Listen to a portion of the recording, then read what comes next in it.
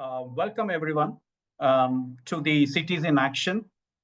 These are expert conversations for urban hydrology solutions webinar. This webinar is part of a newly launched webinar series called Cities in Action, Expert Conversations for Urban Solutions, anchored by the Indian Institute for Human Settlements in collaboration with the Hixon Center for Urban Sustainability, Yale University. The series brings together experts from around the world to discuss actionable solutions to address burning urban issues such as resilient infrastructure, heat management, and urban ecology.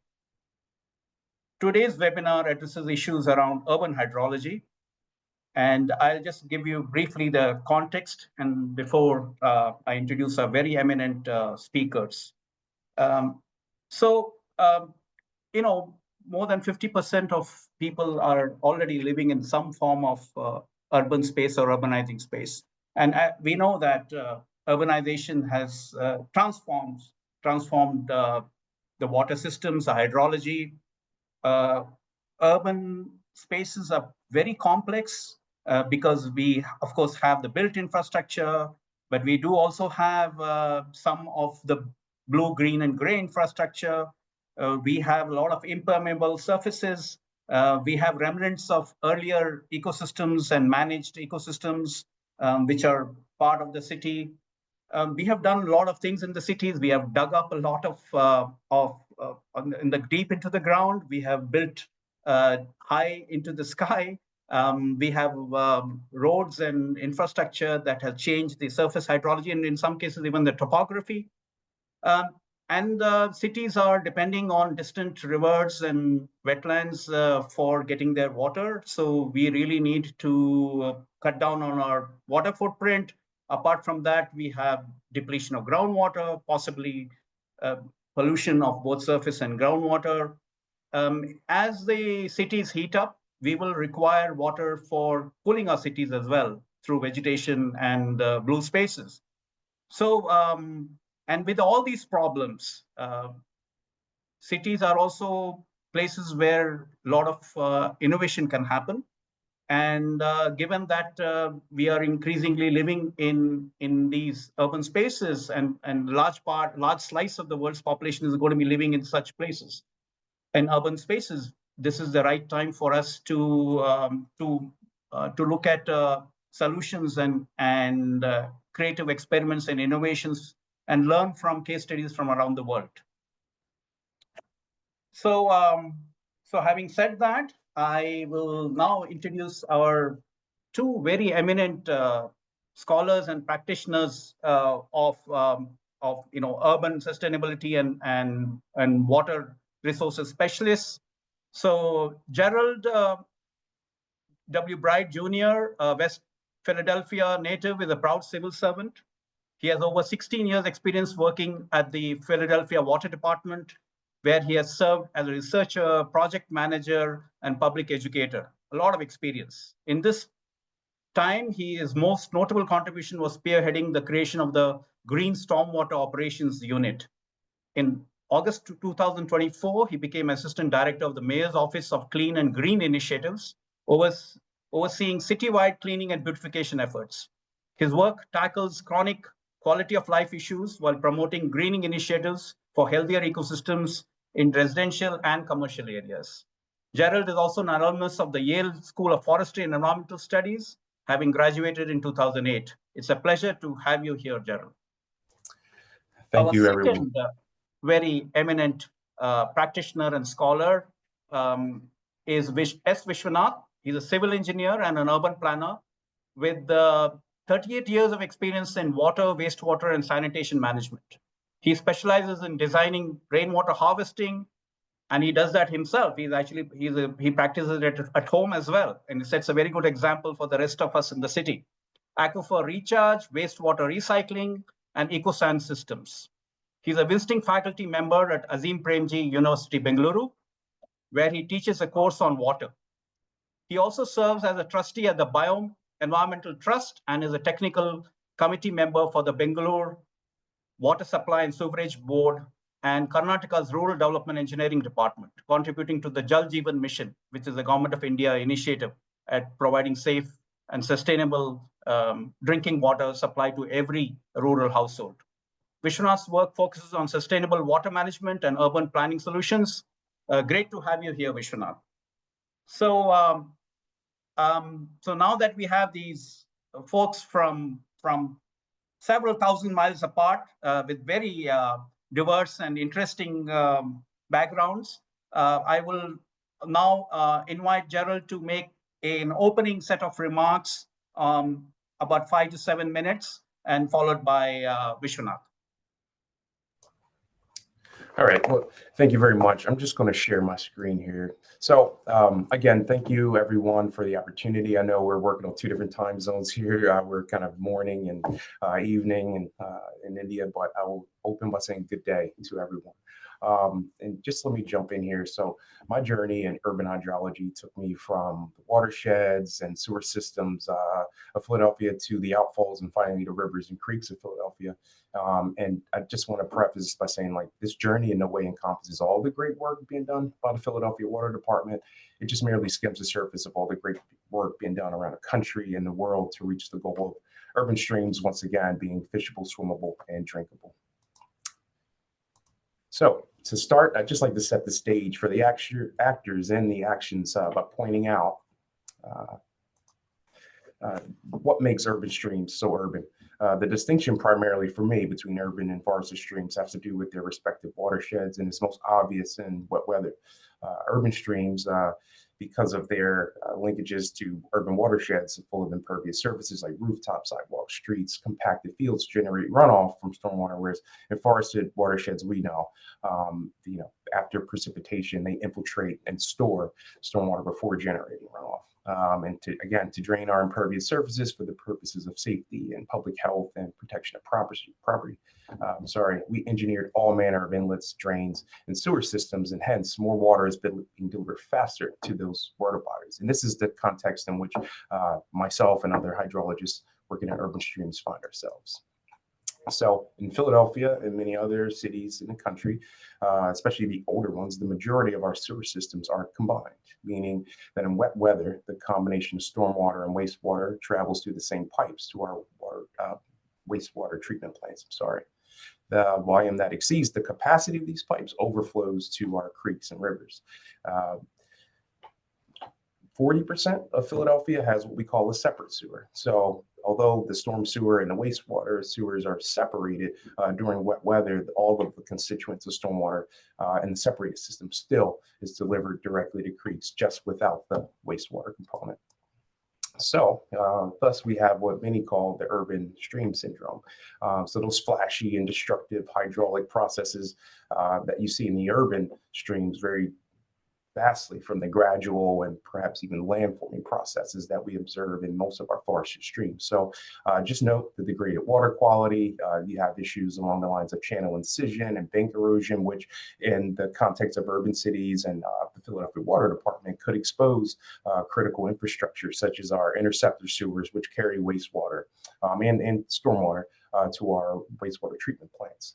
Also note the degradation of habitat, which again, those very sensitive species that we really look for, especially from a compliance perspective, to make sure that we are meeting the designated uses of our water bodies, many of which were extirpated a long time ago. But the macrovertebrates, the periphyton, and the fish that still do exist in our urban streams are doing so in this very much degraded habitat.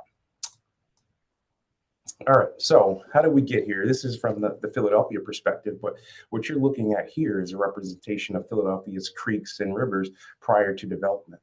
But as we know, to develop land, it was necessary for us to bury many of our rivers. And in Philadelphia, again, we buried these rivers, we filled in the valleys, and most of the surface waters in the city of Philadelphia are now gone to where we're left with this. I note you see that red star there, that corresponds to the photo on the right, which is an outfall. The largest in the city is called T14 for Tacony 14. And, you literally could drive 2 semi-trucks side by side through this thing. So we're talking millions of gallons of overflow just from this one singular point. Also, I think this creek here really encompasses, the urban stream syndrome. If you see the rectangle at the confluence of the Delaware River, this is a portion that has been artificially straightened and concrete lined, so it makes the transition from Tacony Creek to Frankfurt Creek. So just wanted to point that out for context.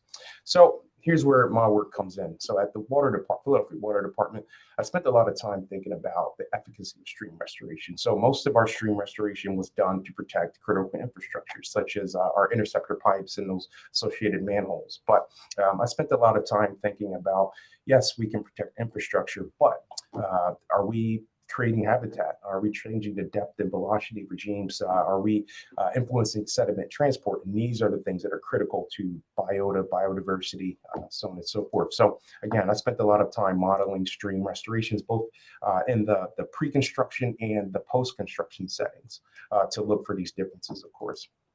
So a lot of the questions I asked myself: did we move those high velocity flows from the banks to the center of the channels, thereby protecting that infrastructure? But also, how good did we do at changing that velocity regime and the depth regime and the sediment or the substrate that these macrovertebrates and fish actually need to persist? I was also very much so interested again in sediment transport, and even some aspects of, if we changed our planning and design approach, how could this or would this have influenced how we chose to restore said streams?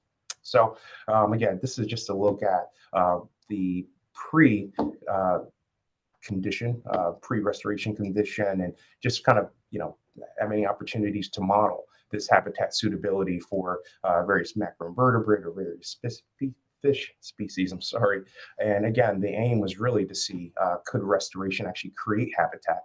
And yes, we were missing a lot of the species that may be critical to compliance and the sensitive species that we want to see in really thriving and healthy ecosystems. But one of the things I always thought about is, if we are able to create the habitat template, does this set the stage for, later and, maybe next generation, perhaps even seeding these watersheds and some of these restored streams with some of these healthy species that we're really looking to see.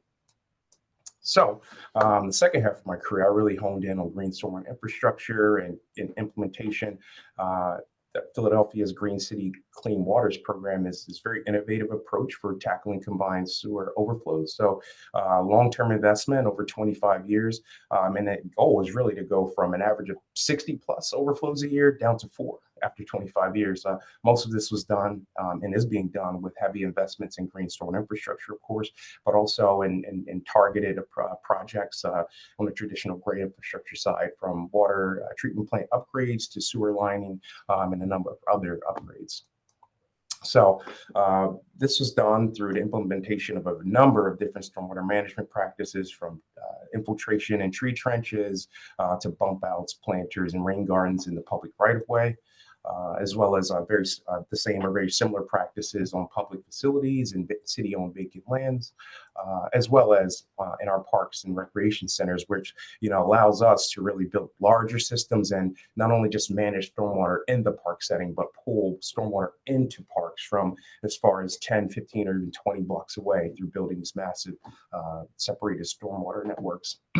So I started with the Green Infrastructure Maintenance Group in about 2011 with about 20 or so pilot projects. All of the maintenance was 100% contracted out. So my goal was really to leverage this workforce through workforce development and retooling and re-equipping staff that we already had to really build out a solid inspection, maintenance, repair operation. We also have support from, again, our workforce development partners. There's some support from adoptees who may do some light duty maintenance on our systems. But all in all, the operation was very smooth, very rigorous, but over 1,900 stormwater management practices by the time I transitioned into my new role. And I'd just like to share a quick snapshot of one of the management tools that we use. This is a very, very high level overview. They're much more granular databases and work older management platforms and dashboards that were used to really manage this whole operation. But this is more of a high-level manager's dashboard that just gives you a snapshot of the day-to-day operations from the perspective of what we're maintaining, where those systems are, and actually who's responsible of our various crews for each of these systems.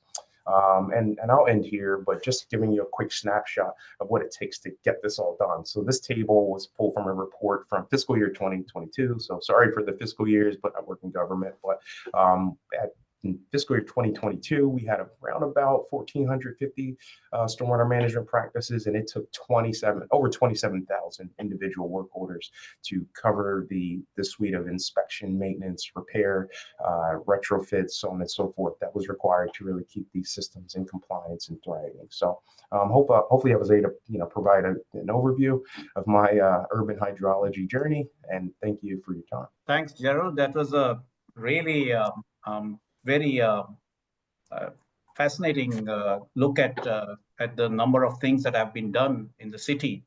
And I must say that for a civil servant, you really have a lot of expertise, technical expertise. So that's really nice to have. So now let's have Vishwanath to bring in. So thanks, Jagdish. And thanks for Gerald and his wonderful presentation on the green infrastructure, which is exciting to see. And while you have successfully buried some rivers in Philadelphia, Gerald, we have successfully polluted our lakes and buried quite a lot of our lakes in the city of Bangalore that I come from. So there's a bit of a context difference. So I'll try and bring out just a few points which I wanted to discuss, especially in the context of the city that I work with a lot, which is Bengaluru in Karnataka in South India, which has a population of roughly about 14.5 million. And it's a very rapidly growing city. It's growing decadally at around 45% is what we have.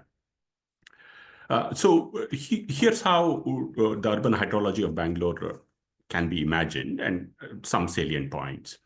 One of the points is to note that our city generally has to work with 6 taps of water, as one calls it. Piped water from a distant river source, which is about 100 kilometers away, and which is pumped to the city or 300 meters up. That's the first tap, piped water. The second tap for our city is rainwater. The average precipitation of our city translated to million liters per day comes to about 3,000 million liters per day. If you take the 60 rainfall days and spread it out over the 365 days that we have in a year, it translates to roughly 3,000 million liters per day. So that's the second tap that we have. The third tap that we have is surface water bodies. Lakes, which are human-made lakes, essentially that, a bit of wetlands, and some 2 small streams that we have. So that's the third tap that we have.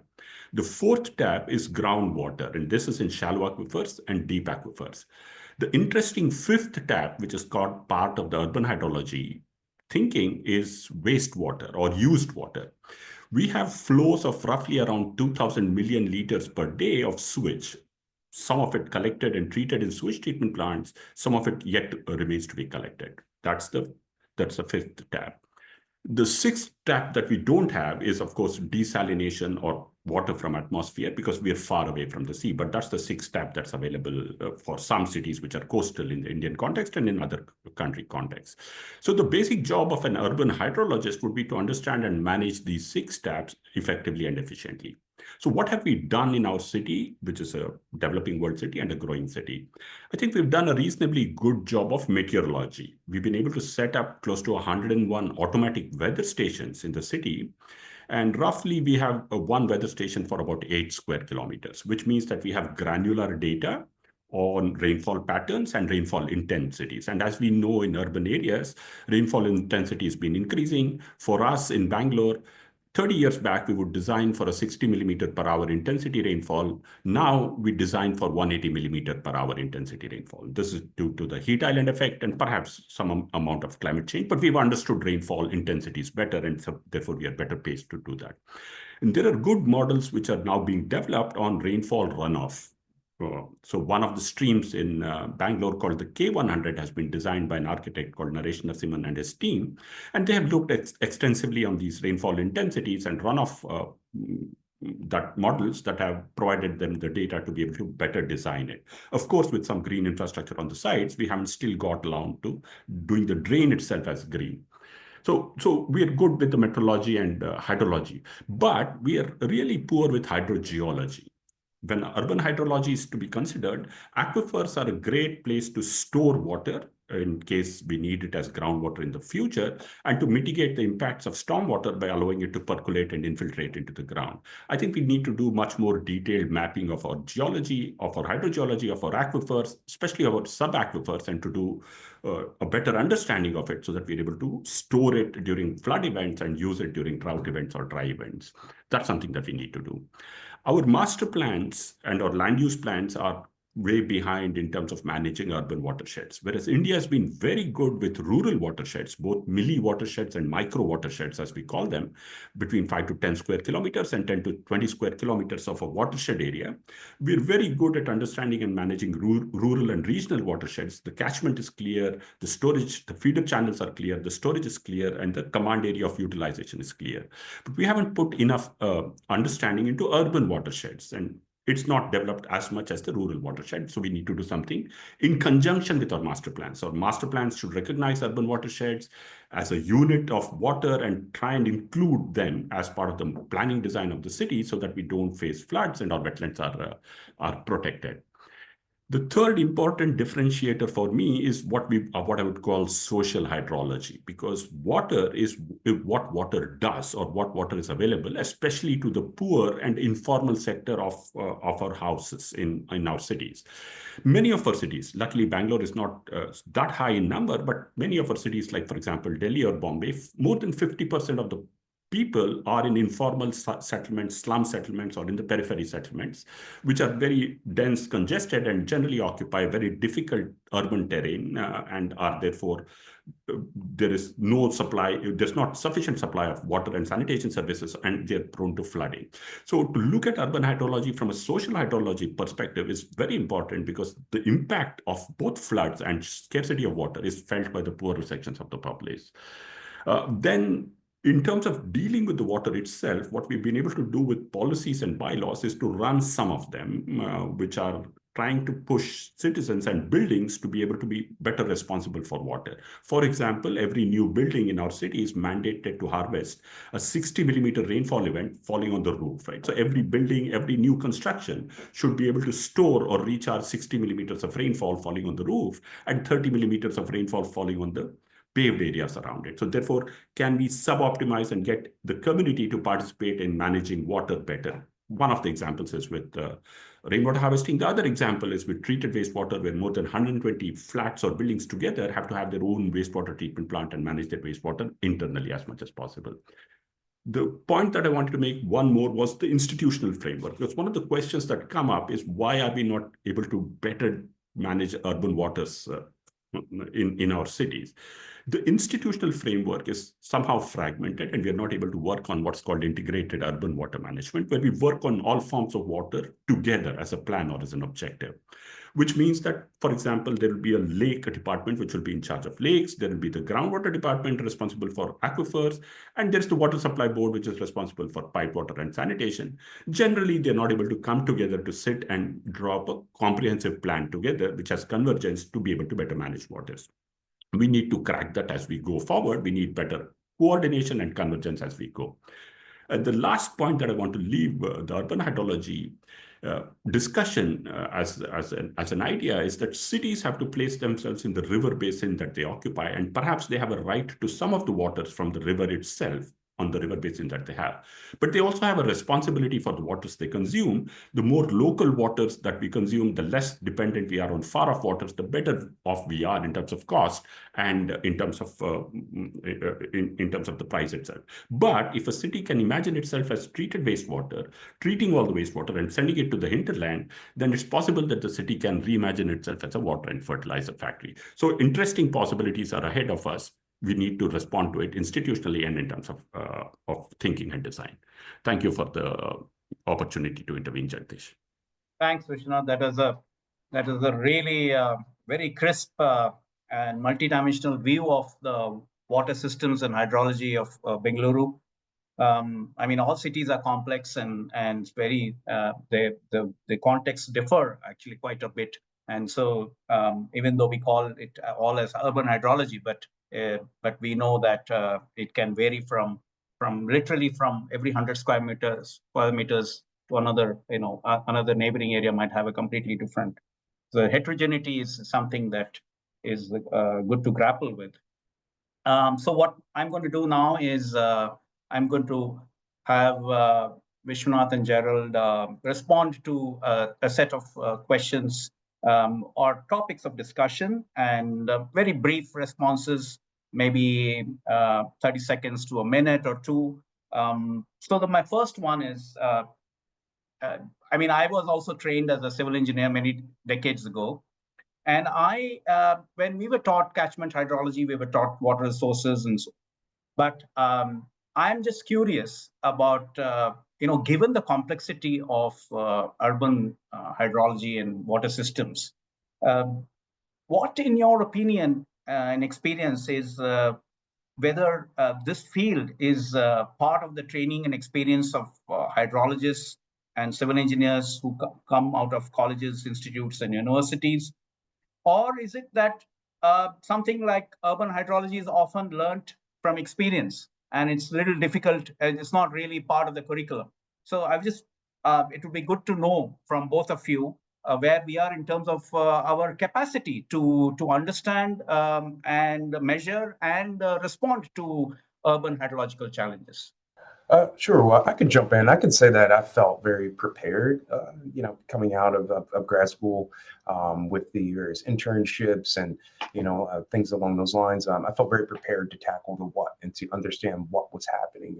I felt the challenge, and it took a number of years, but, in many organizations, and I'm working in a municipality in a large city, multiple departments and agencies with different responsibilities. It definitely took a long time to kind of work your way through institutional knowledge and to gain that institutional knowledge, because that was all necessary to be a practitioner to actually get things done.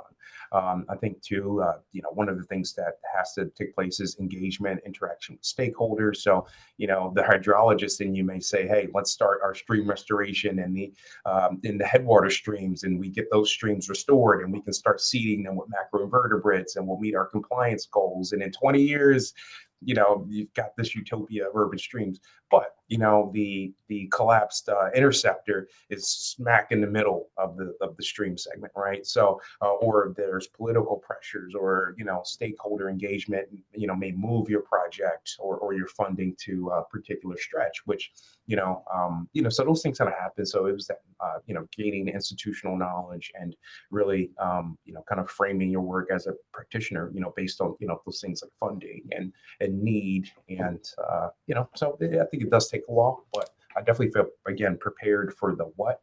It's just the how that I think needs that additional context and experience based on where you are. Yeah, let me respond very quickly. I think one of the challenges is that we need multidisciplinary solutions. So there is the basic civil engineering and hydrology aspect of it. But I think what we need to learn is to work in teams of disciplines. The restored lake, for example, in the context of Bangalore city, would be a source of livelihood, for example, for fishermen.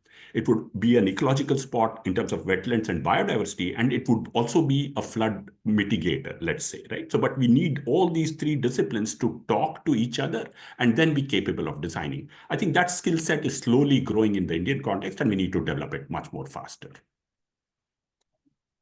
Thanks, Gerald and Vishwanath. Vishwanath, you were mentioning that we have this really impressive network of meteorological stations across Bengaluru, and I'm sure Philadelphia has that too. But in terms of other types of sensors in the ground and drains and surface water systems, and also using geospatial approaches linked to hydrologic models. What is our experience in terms of designing and deploying early warning systems to keep people out of harm's way during extreme events? So, Vishwanath, you can start first, and then Gerald. Yeah. So one of the things that India has actually developed very well is the ability to track cyclones and be able to be predictive about landfall and the impact that it can have at a larger scale. But when it gets down to an urban scale, the kind of intrusions we have done on wetlands and lakes and the spaces we've occupied means that even though we predict the rainfall, the consequences of the rainfall to be predicted and to be dealt with still remains a growing knowledge space, right? So we need to develop it better. Many cities are now trying to get Doppler radars, so therefore weather prediction will become much more attuned. But the translation of the weather to hydraulic runoff and the impact of that hydraulic runoff will need to be worked on a lot more assiduously, in my opinion, with academic institutions and government institutions coming together in partnership to be able to do that. Gerald?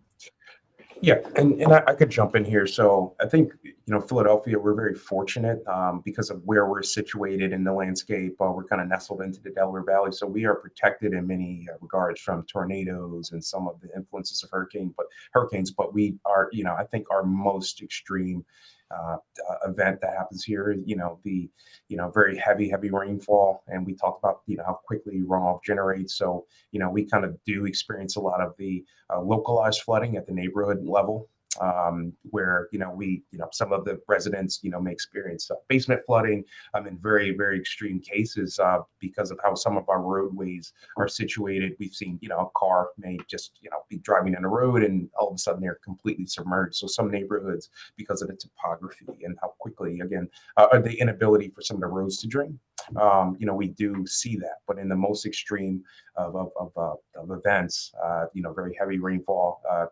hurricane level rainfall, our rivers flood, they overtop, and again, many of our roads are impassable, private property damage, you name it. So there are, many kind of remote systems in place to provide those early warnings. Again, that river levels are rising, stay off of the roads. But I think one of the most innovative technologies that I've seen the city employ was what we call a CSO cast. So yes, those very extreme events are rare. It's really the very frequent storms that are really generating most of our combined sewer overflows. So we have something in place called CSO cast, which sends out alert to not only Philadelphians but upstream and downstream communities that, hey, the Schuylkill River, the Delaware River is overflowing. There is an overflow. Stay out of the water for the next 4 or 5 days for any passive or active recreation, just to keep folks safe. So I've seen that, and I've seen that be very successful. And again, this is just a kind of a small cross section of some of the extreme weather events that other urban communities face, but that's something that I think Philadelphia does well. Thanks, Vishwanath and Gerald. If each of you had to identify a research or knowledge gap, either in the Bengaluru context or the Philadelphia context, one or two things that we still don't know enough about the urban hydrology complexities, and which we should be investing in so that we can actually become much better at forecasting and prediction, what would those be? Sure, I'll jump in. I kind of draw upon some of my experience working with Professor Jim Sayers. He got me very interested in groundwater modeling and modeling of solute transport. But I remember asking him one day in class, like, how, in terms of urban aquifers, how do you model the influence of abandoned and active utilities? And most of those models require you to have an understanding of the substrate, the media, right, that the aquifer consists of. So in urban cities, again, you've got the abandoned and active utilities, you've got building footprints that are 300 years old that influence everything from solute transport to a million different factors, and they're just unknowns, right? You've got multiple layers of urban fill before you get to parent material, and those are all unknown. So I think that has always been a mystery to me, and it's something that I think is kind of untapped. And I think I always try to put it in the perspective of green infrastructure. One of the things that I was very interested in is at the surface level, bad actors, right? So with the amount of construction and utility maintenance, and even people who front yards, right, that are not stable. They generate a lot of sediment from erosion, right? You've got the street being dug up to repair water mains or connect utilities to sewers, and then just construction sites that have poor erosion and sedimentation controls. During storms, all of this sediment is being carried into our green stormwater infrastructure practices, both privately owned and city owned. And most of the systems in Philadelphia rely on stone storage media, right? Gravel storage media. So I was always interested in the influence or the impact of sediment transport through this storage media and how it affects our life cycle, right? Are we artificially losing or losing at an inflated rate our ability to store stormwater in each of these systems, or even to infiltrate, right, as this sediment kind of clogs up the bottom. So that was something that I kind of took a couple stabs at, but it was something that I think is something for the future to really consider. Yeah, thanks, Gerald. Vishwanath? Well, I echo Gerald. I think aquifers are one of the least understood components of urban areas. Soil moisture, so the interface between surface water storage, soil moisture, and aquifers, and how we can optimize those and how we can understand and manage them better would be something that I would think that we need more research on. So, in terms of if you had to pick a couple of innovative data that we should be thinking about and either instrumenting or through other types of networks we're able to collect such data, what would that be? Just very briefly, one or two things that we need this type of innovative data that we haven't really thought about, but given the complexity and heterogeneity of our cities, this is something that you would like to invest in. So Vishwanath, you can go first, and then Gerald. Well, I would think that a water balance study for all our lakes, we have 196 lakes which are alive and full of water. If we are able to do a detailed study of what the evaporation losses are, what the evaporation is, what the percolation is, and how does the water balance of a lake perform in different contexts, that would be something that would be very useful in managing both droughts and floods together, as well as using treated wastewater in a productive fashion. And I guess for me, I'll kind of keep it in the green infrastructure space. And there are actually two things, and I'll be brief. One of the things that I think is very, very poorly understood, especially in the urban context, is ET. We say and we conceptualize that green infrastructure is encouraging evapotranspiration, but we really don't have the means to understand it, especially at these small regional scales. One of the other things that I think that I actually have seen and have worked with is how we use rain gauge data. So from my perspective, I'd always encourage my team to think about we've got these routines that we follow and these schedules, but to what extent can we use rain precipitation, because we're managing stormwater, right? That's generated from precipitation. How does that influence our operation? And we would do things like kind of monitor rain gauges to either kind of tailor our watering strategies, or put maintenance aside, and 7 days with no rain in July, like let's do all watering. Let's just focus on that. But what are the other ways? So just some interest in kind of monitoring. We only have a small, let's say 15 to 20% of our systems at any given time, may be monitored with pressure transducers, and the rest of our systems in terms of performance are kind of modeled, so to say. But by using some of this monitoring data and pressure transducers in these monitoring wells, the systems that have let's say a trigger or signature, let's say that my pipes are full, I need maintenance. Like, how do we pick that up, using our monitoring equipment? And again, how do we move from, yes, let's stay with this regimented schedule and this system, we're maintaining once a year, maybe it's every 2 years based on monitoring data, or 3 times a year based on that signature that the monitoring data is leaving. So those are some of the interests that I've had in the past. Yeah. So we have very brief responses to a few remaining topics, and then we'll open it to the audience. So one is this concern over, we are all interested in integrating blue, green, and gray infrastructure.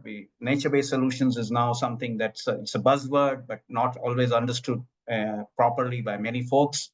And there are parts of the city which are already built, and transforming those in terms of these types of integration might be difficult. So retrofitting is going to be challenging in those parts of the city where you don't have the space or the opportunity to change many things. And there are other parts of the city where you do have that.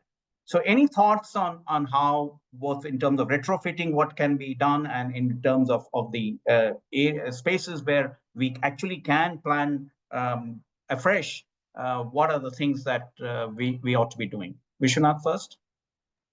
So my thinking is that when there is a lack of gray infrastructure in the first place, when there's not enough water being delivered to people, when there's not enough sewage network to pick up sewage and be able to collect it, the first focus should be on gray infrastructure and making up the deficiency of gray infrastructure.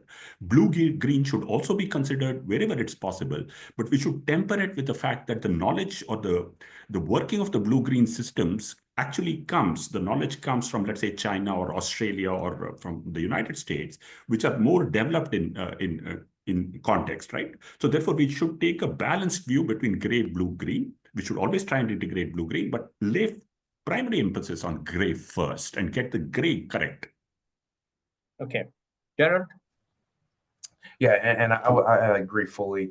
And I think just in terms of, Philadelphia, we have implemented blue-gray infrastructure in a number of places, but most of those have been public spaces because of how we, changed our stormwater regulations. New development, new commercial and residential properties are required to manage stormwater on site. But I'd say we're in year 15 of a 25-year program. We've kind of gotten a lot of the low-hanging fruit in terms of publicly owned lands, and in order to kind of continue to meet our compliance goals as they ramp up, we're going to have to get into much more of the residential neighborhoods, and it's really going to be, I don't want to say challenge, but some neighborhoods are very accepting and they want more green spaces, and then convincing them, like, yes, green space is important, but can we use this to also maintain stormwater, right, which affects the usability of that space. And then kind of working with some neighborhoods where there traditionally been not enough tree cover or green spaces, and they've gotten used to that, so convincing them that this is something that you actually want or need in your neighborhood. So I think those are some of the challenges, but kind of understanding we've already gotten the low-hanging fruit, and how do we continue to implement with the more challenging spaces. Yeah, so my last question before we open it to the audience is about partnerships and collaboration between different sections, whether it's public-private or between civil society, academia, citizens, and of course the government agencies.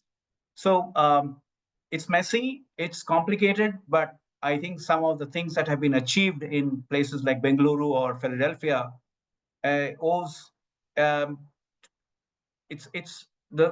think that it happened because of persistence and constant effort to keep the conversations going, and then finally some things fell in place. So so in terms of any lessons where how we can, in some sense, reduce the time required for these things to happen, because things are changing, climate is changing, and the city is growing. So we sometimes may need to spend less time doing these things compared to what we did a couple of decades ago. So any insights on that, so that cities can become more resilient through these partnerships? So let me go first, Gerald, if you don't mind. So one of the things is, I think the platforms are now getting mature. There are more platforms emerging. There are more institutions which now have a maturity of dealing with, let's say, academic institutions and state institutions together. So we're luckily in a space where we can speeden up the process that you're so impatient of, Jagdish, to make things happen in a more coordinated fashion. I think we need to be optimistic on it, and I think we can work on it a bit harder now that we all know what the tough part of the negotiations and the discussions are. I think we'll only get better in the future. Yeah, and I would echo this same sentiments. I look at a city like Philadelphia and cities like New York, where I think what was different there is, like, cities like New York, Philadelphia, they chose to implement green infrastructure at a very large scale to meet compliance targets or goals or mandates or consent orders. Where there are some cities who are just doing it at a smaller pilot scale, with the thought that maybe one day we'll be required to do this, or we want just to do more, to be more innovative with our purchase to owner management. So, I'm really a big fan of the lessons learned method. We had to go through this, but, through data sharing and sharing knowledge and those lessons learned and, the partnerships, we can really get a lot of this information out there. So, these networks like the Green Infrastructure Exchange, there are a number of different platforms, where information can be shared, but I really do think that's key, kind of speeding up this process and, kind of not making the similar mistakes or kind of eliminating hurdles very early, in the scaling up process. Thank you. So now we have some interesting questions from the audience on the role of different practitioners in seeking solutions and implementing solutions. So the first one is about biodiversity. So in terms of biodiversity, how were surveys conducted to assess the potential impacts of urban hydrology solutions? And our biologists and ecologists regular consultants. And then the follow-up question is, what skill sets do architects and urban planners have to develop in order to contribute to understand and urban hydrology? So that's sort of connected in a way, but two different dimensions of skills and disciplines coming together. So I think both cities probably have interesting experiences to share. And I think Vishwanath, you want to take the first step? Yeah, so one of the things is that there are several institutions in our city, in Bangalore, for example, and in many other cities, which have specialized ecologists, biologists, researchers. The institutions themselves have the capabilities of doing it. So therefore, it's best to consult those institutions and individuals to be able to include them as part of the planning. Now, the second part of the question was, what should architects and urban planners do? I think landscape architecture nowadays increasingly starts to focus on better managing water resources too, as part of the design of the landscape itself. But what one would suggest is try and get a multidisciplinary team, which includes, for example, critically hydrogeologists as part of the understanding of the land, so that we're able to understand both water on the surface as well as groundwater. India is one of the largest users of groundwater in the world, and we are heavily dependent on groundwater. So I would encourage hydrogeologists to become part of the design of both city spaces as well as smaller plots and lots and developments, so that we have better water management at those scales too. Thanks, Vishwanath. Gerald? Yeah, and I do have some experience in this space. So I think kind of from the biodiversity perspective and data and research, I guess fortunately, cities like Philadelphia are permitted dischargers, right, to water bodies of the state, so are required to collect, analyze data on water quality. One of the ways in which that data is collected, or one of the analyses is called biomonitoring, right? So you're really looking at what species of macroinvertebrates or fish or periphyton are abundant and present, and there are a number of kind of abundance and biodiversity metrics that are looked at. So all of our rivers and creeks, we have monitoring stations set up to where we collect macroinvertebrates and periphyton fish, and we perform these kind of biodiversity assessments. And I think because we've been doing it for a very long time, we're doing these assessments, let's say every 5 to 6 years, and reporting out to our regulators. You can start to see the impacts of some of what we're doing.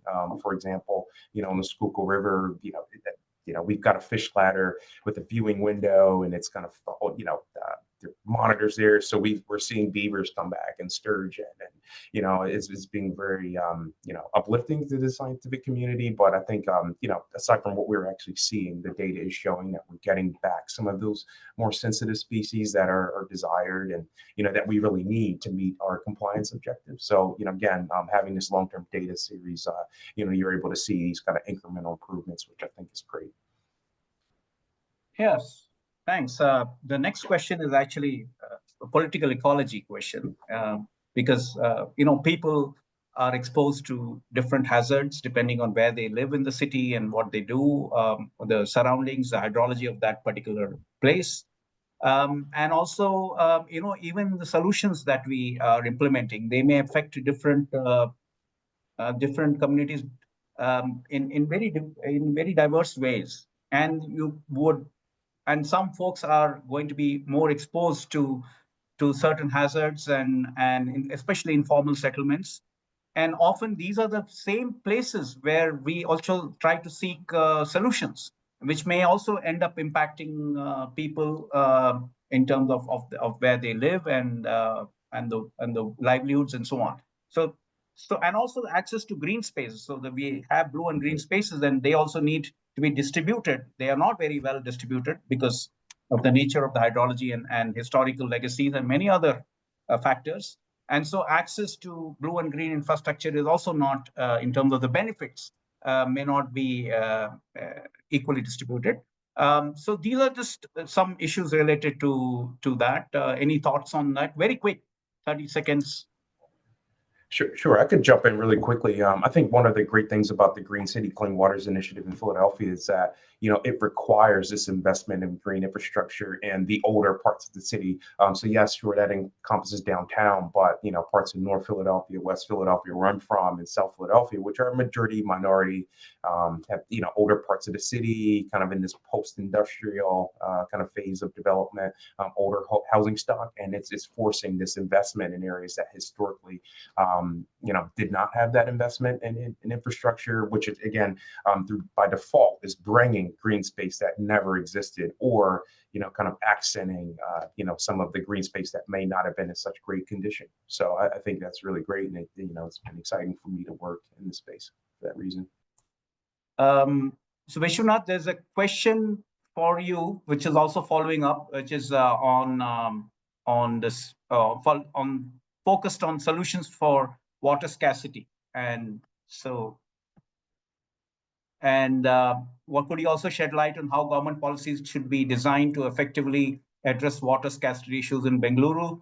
Additionally, don't you think there is a lack of awareness amongst people regarding water conservation? So, Vishwanath, you can respond to the earlier question on the political ecological dimensions of water, as well as this one. So there's no water scarcity for everybody in Bangalore. There's no water scarcity for Bangalore, right? There's a water scarcity for some in Bangalore. And we have to ask ourselves, who are the ones who face the water scarcity the most? So two sets of people quickly emerge. One who are in the periphery, who are not connected to the pipe network infrastructure, and the other are generally poorer settlements who can't afford the initial connection charge.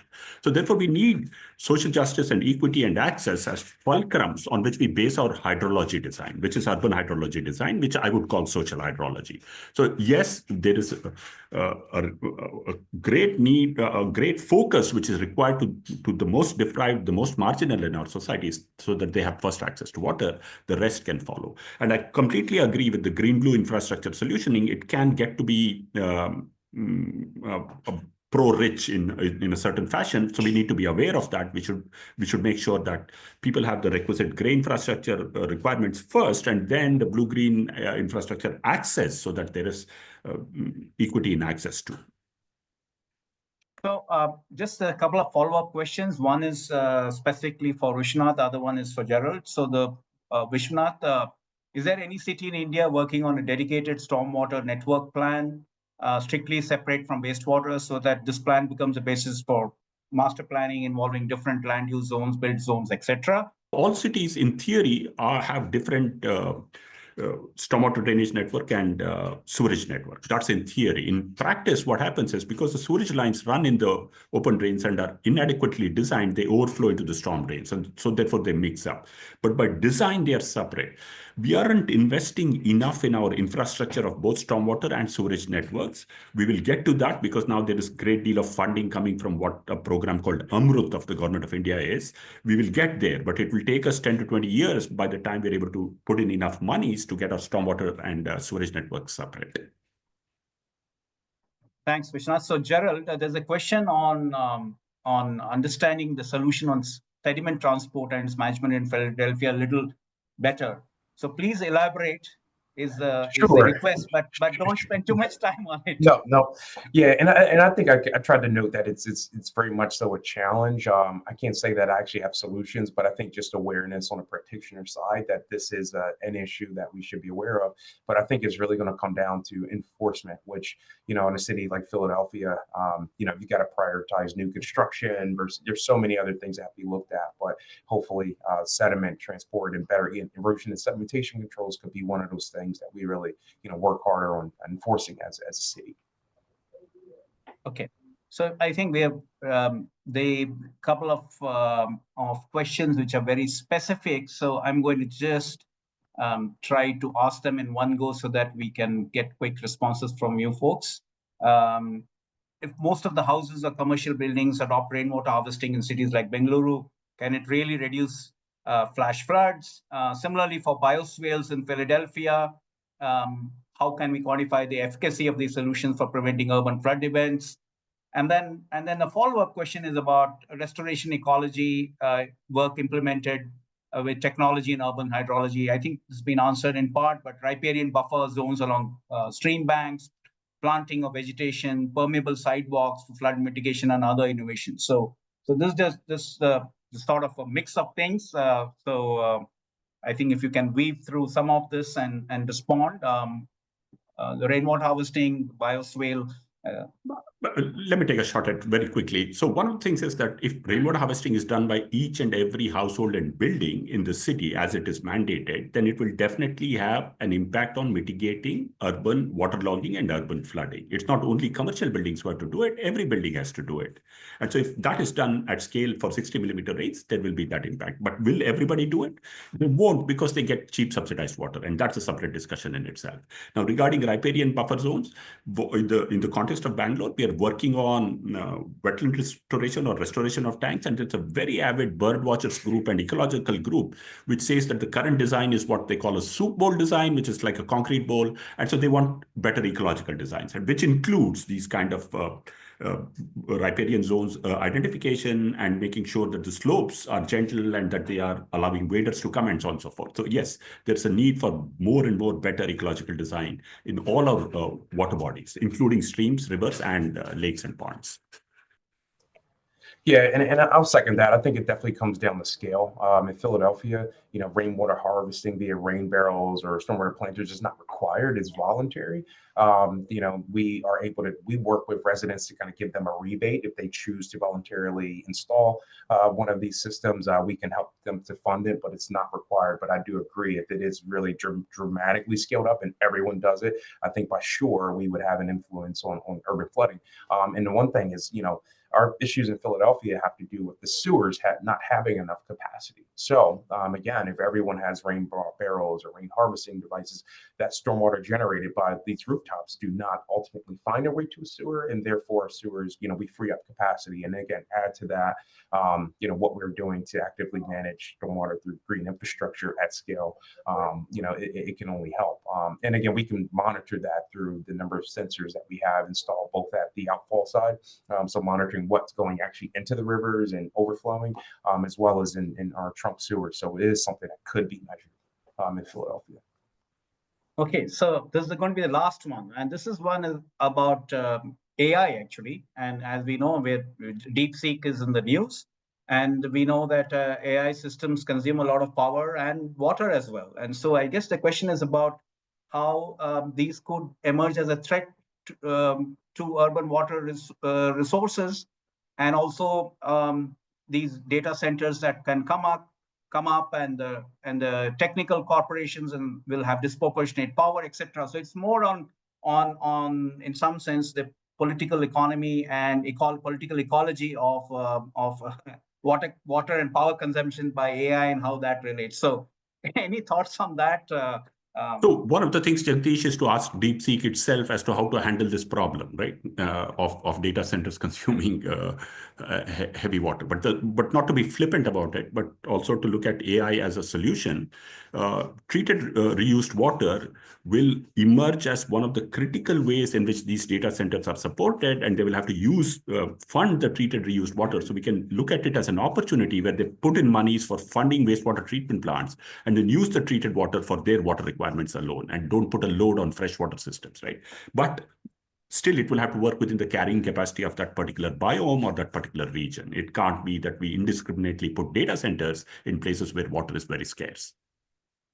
Yeah, Gerald, very quick response. Yeah, and I'll say again, in a city like Philadelphia, these centers would need to have, permitted and metered, intakes, and, even the, what they're putting back into the sewer system that's to go would be monitored and permitted as well. So I think that is a fail-safe that is in place and that exists.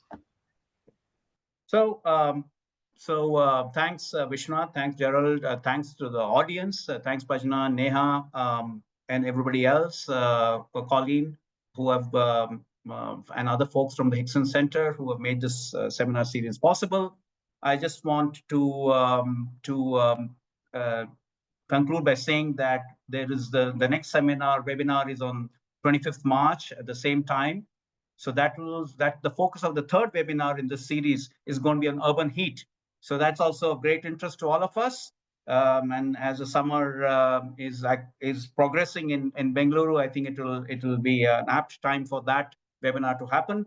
So thank you all. It's been a great enlightening evening, and we have a lot of food for thought, and we have optimism as well. So thank you, folks, and take care.